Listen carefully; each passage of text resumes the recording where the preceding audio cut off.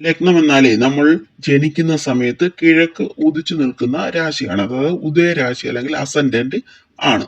ഇത് കണക്കാക്കുന്നതിന് നമ്മുടെ കൃത്യമായ ജനന തീയതി, ജനനസമയം, ജനനസ്ഥലം ഇവ വേണം. ഭൂമി 24 മണിക്കൂറിനുള്ളിൽ ഒരു ഭ്രമണം പൂർത്തിയാക്കും. അപ്പോൾ ഒരു രാശിക്ക് അഭിമുഖമായി 30 ഡിഗ്രി ദൈർഘ്യത്തിൽ, അതായത് 2 മണിക്കൂർ വീതം സ്ഥിതി ചെയ്യുന്നുണ്ട്.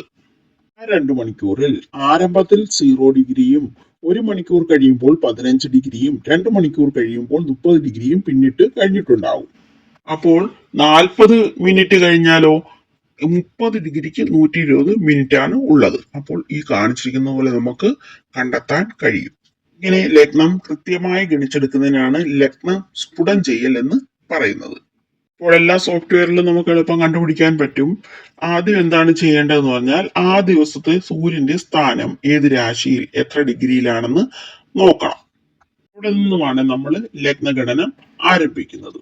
സൂര്യോദയ സമയത്ത് സൂര്യൻ നിൽക്കുന്ന അതേ രാശി തന്നെയായിരിക്കും ലഗ്നം. സൂര്യൻ രാശിയിൽ എത്ര ഭാഗം പിന്നിട്ടു എന്ന് നോക്കി ആ രാശി തീരാൻ ഇനി എത്ര സമയം കൂടി വേണമെന്ന് കണക്കാക്കുന്നു. ഇതിനെ ലഗ്നശിഷ്ടം എന്ന് പറയുന്നു. സൂര്യോദയം മുതൽ ജനന സമയം വരെയുള്ള കാലയളവ് എടുക്കണം. സൂര്യൻ നിൽക്കുന്ന രാശിയുടെ ബാക്കി സമയം കുറയ്ക്കണം. തുടർന്ന് വരുന്ന രാശികളുടെ സമയങ്ങൾ ഒന്നൊന്നായി കുറച്ചു വരിക.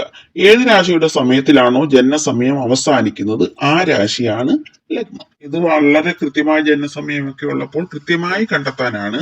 അല്ലാതെ നമ്മൾ ഈ സൂര്യൻ നിൽക്കുന്ന രാശി, ഇപ്പോൾ ഈ കാണിച്ചിരിക്കുന്നതിൽ മകരത്തിലാണ് സൂര്യൻ നിൽക്കുന്നത്. അന്നത്തെ ഉദയം 6 മണിയാണെന്ന് ഇരിക്കട്ടെ.